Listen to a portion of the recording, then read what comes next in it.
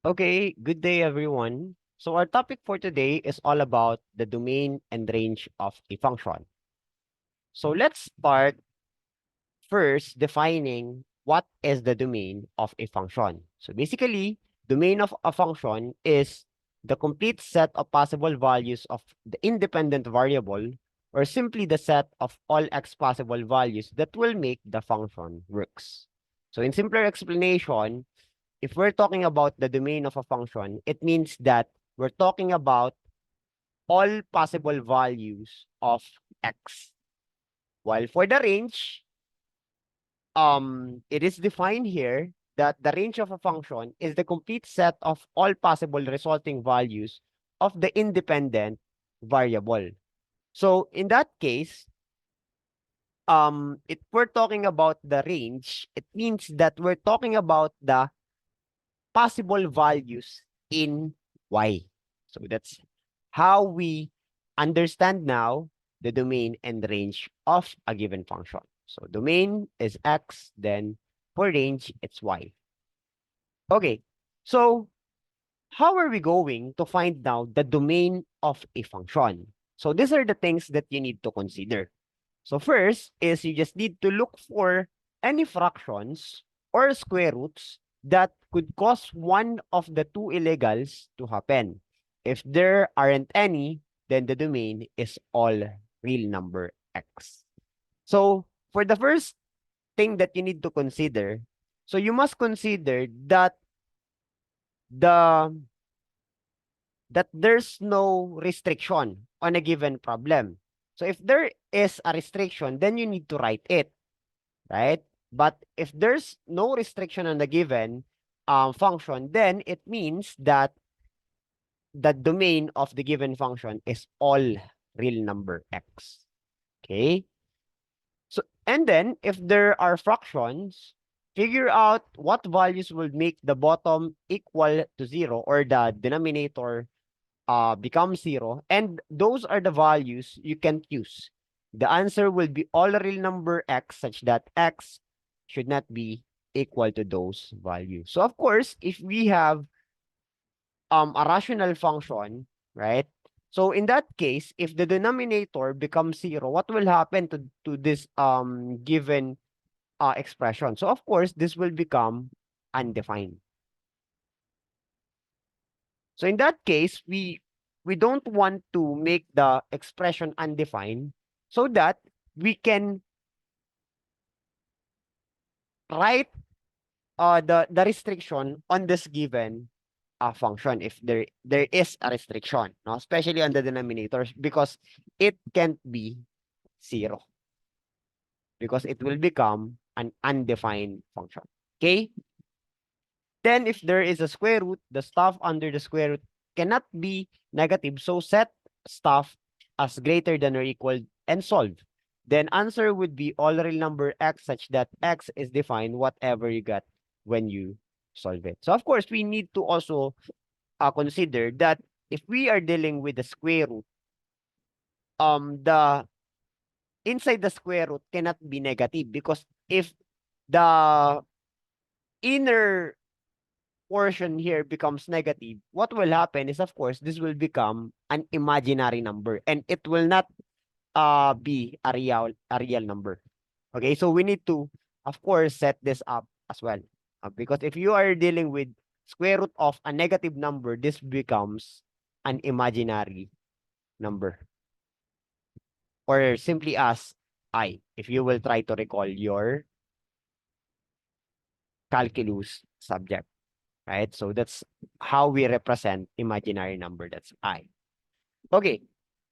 So we're done with the domain. So what's next is we also have the range. So how are we going to find now the range? So the first thing that you need to consider is the range of a function is the spread of possible y values. A minimum y value to maximum y value. So you need to consider that as well. What is the minimum value in y and what is the maximum value in y? So that becomes your range. Okay, so I hope you get it. Then the next thing that you need to consider is substitute different x value into the expression for y to see what is happening. Ask yourself, is y always positive, always negative, or maybe not equal to a certain values? The next is make sure you look for minimum and maximum values of y. And then lastly is draw a sketch in math. It's very true that a picture is worth 1,000 words. So of course, we can also check if our range is correct through graphing. Okay, so I hope we're all clear. So let's have an example. So I listed here 6 examples for this domain and range. So let's start with the first one. So what if we have this relation wherein the relation is defined as 4, -1, 8, 3, -9, and 13, then 3, 7. So we're asked to get the domain and range of the given relation. So in that case, it's very easy since we know that if we have an ordered pair x, y, automatically the first element of each ordered pair will be considered as the domain, while the second element will be considered as range, right? So as easy as that. So in that case, the domain of this given relation will be what? So we'll start with 4, 8, -9, then 3. So as easy as that. Then the range will be, of course, the second element. So this will become -1, 3, 13, and 7. So that's how we find the domain and the range of a given relation through the use of this. Okay, next.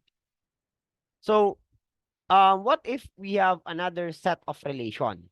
Okay, so in this case, this is how we get now the domain and range of the given relations. The same goes with the first example. So again, you just need to get the first element of each ordered pair. So that's x, y, and z, and as well as d. Then of course the range will be the following. So we have 3, 0, 19, then -7. So that's it for the first two example. So let's have this given. So we're asked again to determine the domain and range of the following or of the given function. So we have here y is equal to 3x plus 5. So what do you notice on a given function? So this is being written as a linear function, right? Because again, the highest degree of this given function is 1, right? So in that case, we can say that this is a linear function. Okay, so what we need to do here is for you to find the domain of the given function is you must look for restriction in x.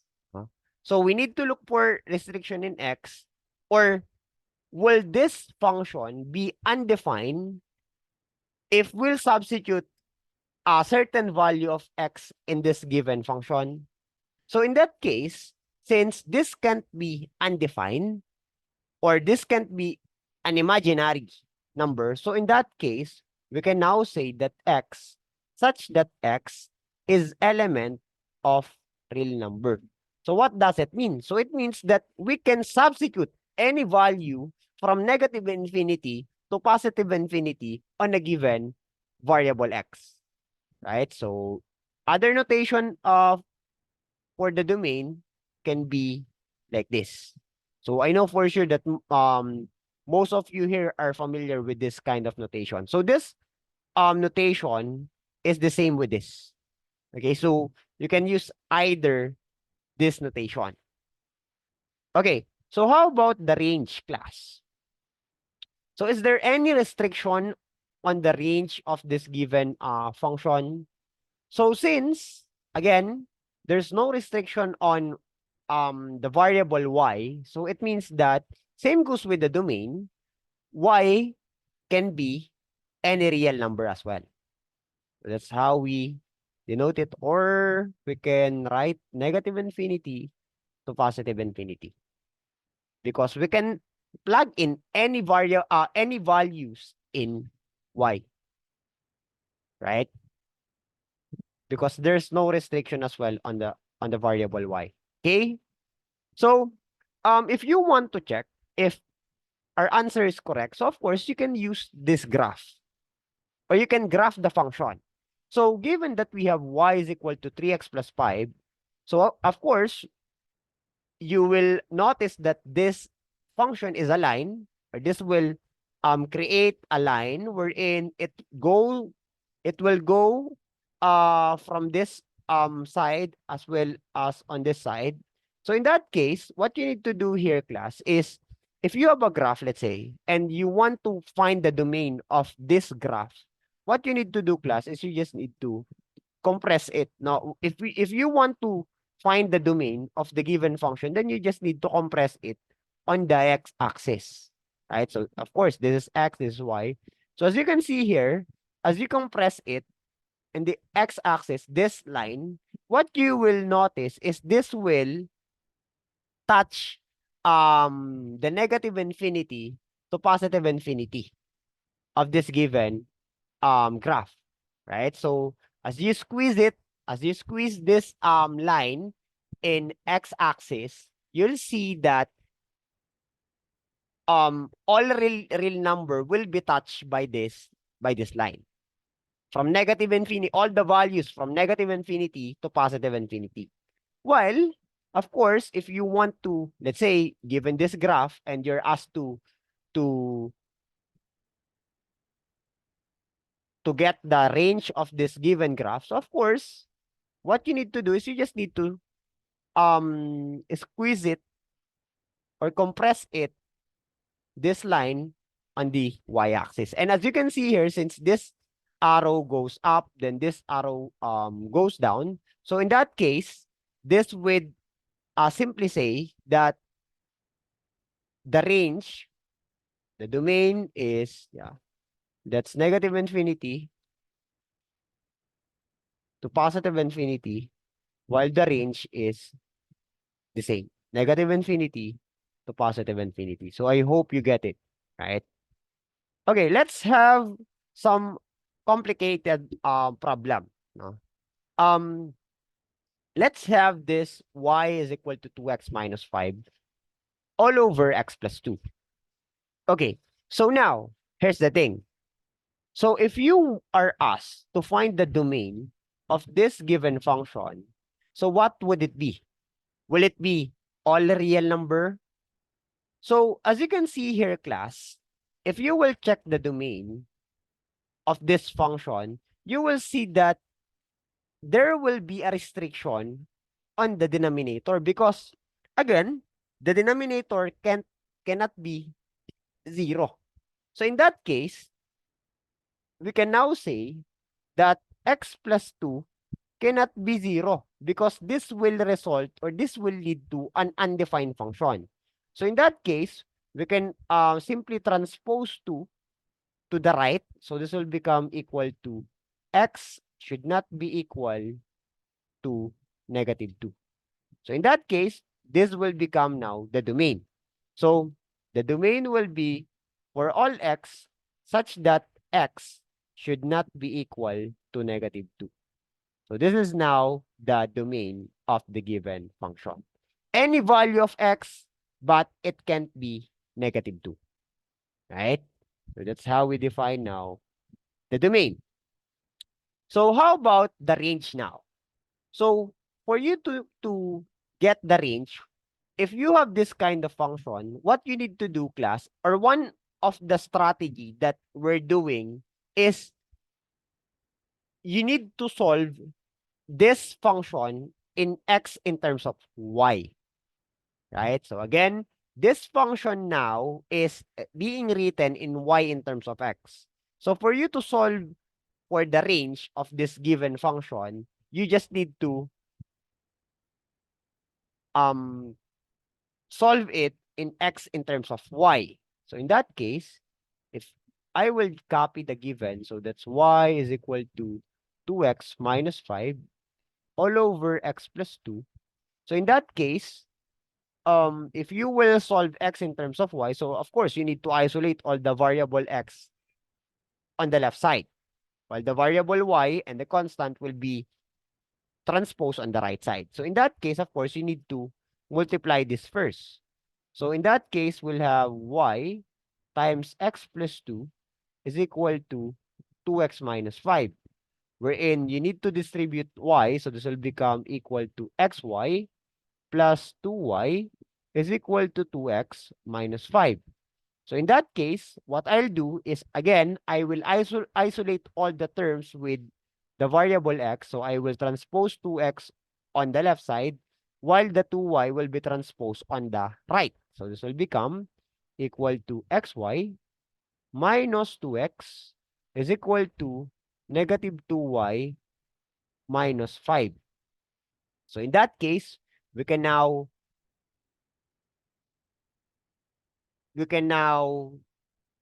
factor out x on the left side. So this will become x times y minus 2 is equal to negative 2y minus 5. So in here, if I'll continue, so this can be dividing both sides by y minus 2. So of course, this will become equal to x, which is equal to negative 2y minus 5 over y minus 2. Okay, so now, since this equation now is being turned into x in terms of y, then you can now find the range of the given. So is there any restriction in in the variable y on this given equation? So of course there is, because again, the denominator cannot be 0. So in that case, we can now say that for the range, y minus 2 cannot be equal to 0. Or simply, transpose negative 2 on the right side. So this can be y should not be equal to 2. Okay, so this will become now the range. So for all y such that y should not be equal to 2. And this will become now the range of the given function. Okay, so I hope we're all clear. Next, how about this one? So what if we have y is equal to x squared plus 1?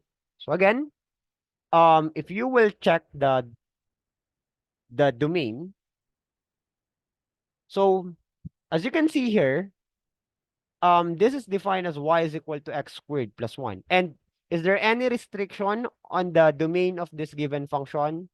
So as you can see here, there's no restriction because you can plug in any value in x. So in that case, automatically this will become for all x such that x is an element of real number. So it means that x here can be any value. Okay. Next is the range. Okay. So how are we going to find now the range of this given function? So same goes with what we had a while ago. So what you can do here is you can try the strategy that we did a while ago, wherein we just rewrite this equation in x in terms of y. So in that case, if we have y is equal to x squared plus 1, then what we can do is, of course, we'll solve x in terms of y. So we need to transpose 1 on the left side. So that's y minus 1 is equal to x squared. Then, of course, you just need to get the square root of both sides to solve for x. So this will become equal now to, that's x is equal to the square root of y minus 1. So in that case, class, do we have any restriction in y? So of course there is, because this y minus 1 cannot be what? Cannot be a negative number, right? So in that case, we can now say that whenever we have this y minus 1, so you need to consider that y minus 1 should be greater than or equal to 0. Because if if y minus 1 becomes negative, then it means that this will lead to an imaginary number. So this will become now the restriction whenever you have a square root, a radical, right? So in that case, you just need to transpose -1 to make it more comprehensible. So in that case, we have now y is greater than or equal to 1. Okay, so this will become now the range. So for all y, such that y is greater than or equal to 1. So this will become now the range of the given function. Okay, so I hope we're all clear.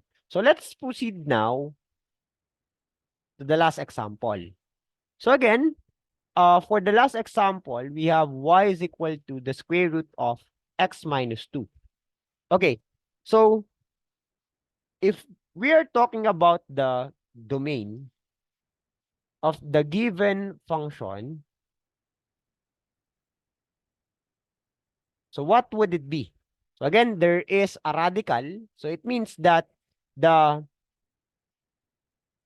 the term inside the radical must be greater than or equal to 0. That's the restriction that we can have here. So in that case, for the domain, we must say that x minus 2 should be greater than or equal to 0. Right? So in that case, this will become x should be greater than or equal to 2. Right? So this will become now the domain of the given function. So it means that for all x, such that x should be greater than or equal to 2. Then, how about the range? So, for the range, you don't need to um solve the equation in x in terms of y, but whenever you have a radical, please take note of this. Whenever you have a radical and you have this, let's say square root of x minus 2, so the minimum value of this one is what?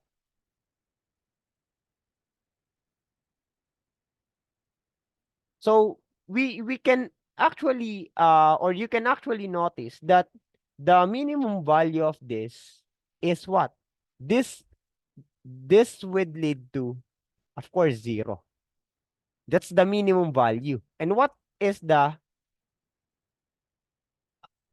maximum value if we're defining a square root? So in that case, we can say that the maximum value is positive infinity, right? Because this can be from 0 to positive infinity. So in that case, y should, or for all y, wherein y would be greater than or equal to 0. Again, that's the range of the given function. And that's it for this discussion. Thank you.